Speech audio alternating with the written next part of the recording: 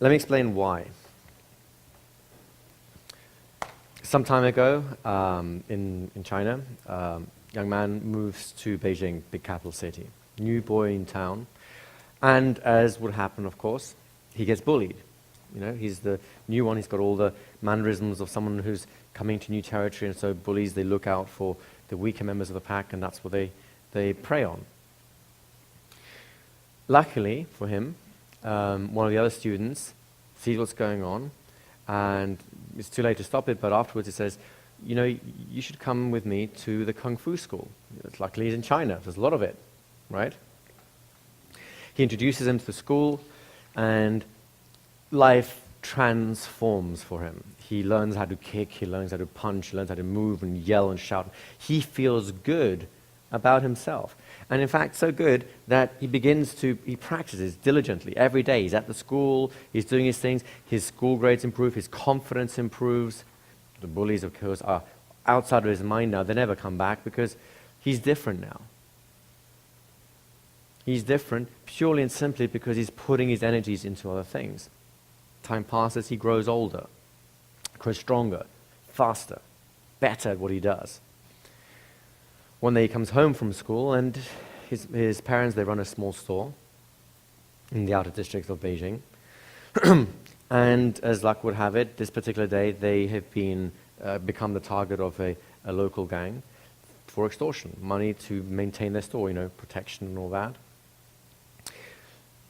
The boy, now a young man, thinks he knows what to do. He says, I'll take care of this. And the two thugs are in there, kicks him around a bit, throws him out. He thinks he's resolved the problem. Of course, 2 hours later, they turn up, and it's bigger boys this time, more of them. This is not a problem he can resolve. The shop gets damaged, the protection money goes up. He doesn't know what happened. I mean, think about it. He spent years training to kick, to punch, and he can't deal with this situation. Now, many people at this point would be despondent, they might give up. But he didn't understand. He went, you know, in this sort of spiral of thoughts. He turned to his instructor and said, what happened? What can I do? Instructor, he's a wise man, and he says, the problem is, here you learned how to build your confidence. That's what this school is about. You learn how to kick, you learn how to punch, you learn how to move well. And to be fair, you've done really well because you have practiced diligently. You have built your confidence, and it's great, you can take care of yourself. But this is something different. In this kind of situation, there are times in life when it's not about how fast you move, how hard you can kick, or how high. It's about how invisible you can be. Now, I can't teach you to be invisible. For that, you need to go to my trainer, my master. Now, I warn you, he doesn't take many people on. He doesn't take people on who are just, you know, here one day and not the next. He is a hard taskmaster. You think you have trained hard with me, you will train harder than you've ever trained before, and it will be worth every single moment of it, if he accepts you. So he writes down an address, a little bit of paper, small letter of introduction, and full of hopes, this young man goes through the streets of Beijing to a bit of a rundown area.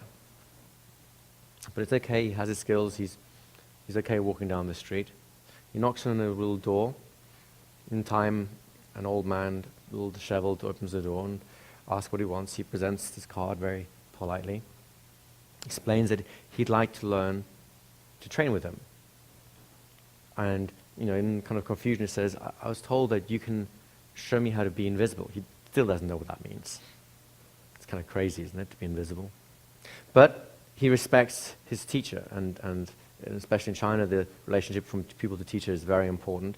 He respects his teacher. He trusts in him enough that he'll try this out.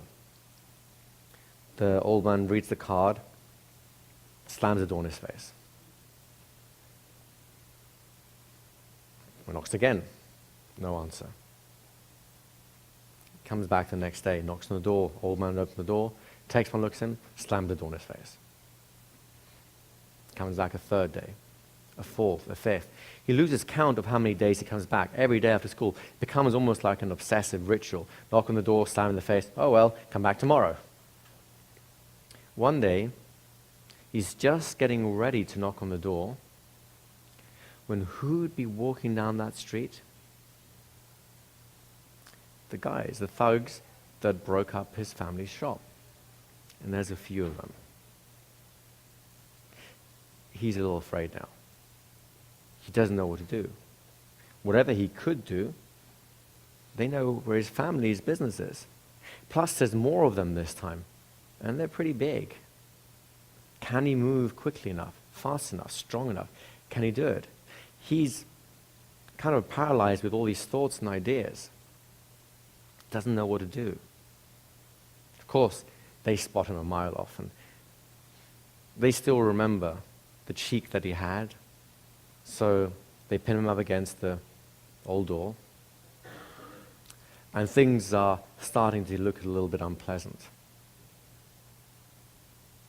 When the door opens, and the old man, smiling, says, "Ah, you found my student." Of course, they can't resist. Here's an old man. So they start jibing him and poking him, and he's apologizing. I'm very sorry, I'm very sorry.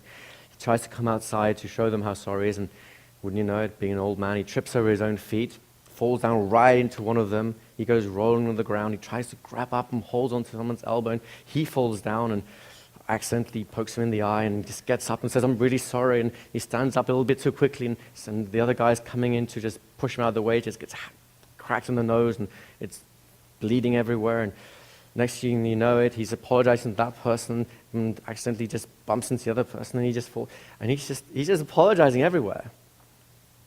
And eventually thugs get a little embarrassed.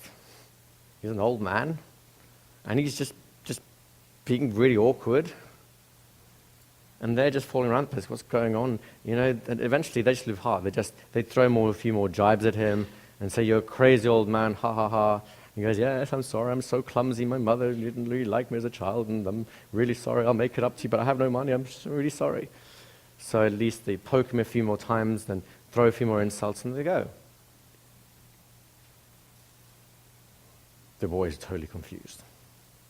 What just happened?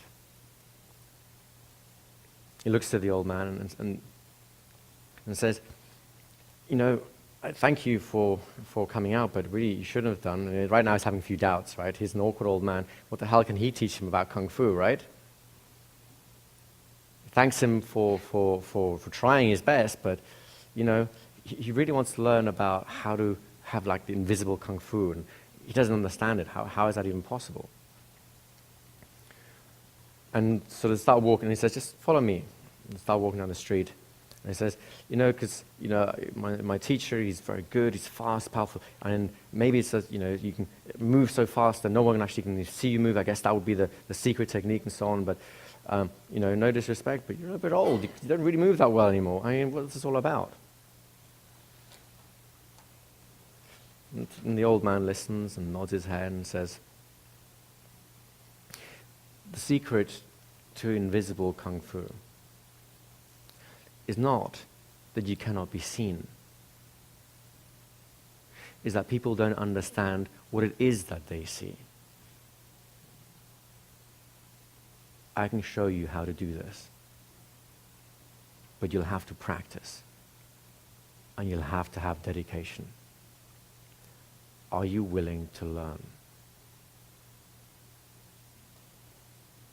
The student says, "Yes, I will learn." Still doesn't know what it is, but sounds interesting. Practice begins every morning at 9 a.m. sharp. I expect you to be here at 8:30. I will not brook lateness. Boy says, "Okay, very good. Anything else I should know?" He goes, "One more thing. let's go have a drink and get to know each other properly. A non-alcoholic drink, because there's training tomorrow. So in the spirit of the wise old man, I'd like to invite all of you to have a non-alcoholic drink and a few snacks, get to know each other. As you walk through these two doors in a moment's time, you'll find there should be a nice spread of things that we've prepared for you as a gift. Don't expect it every day. It's a gift from me to you, but it'll be a nice way for you guys to get to know each other, have a chat, have a, dare I say, conversation. And then we'll see you guys again tomorrow. We'll start at 9 a.m. sharp.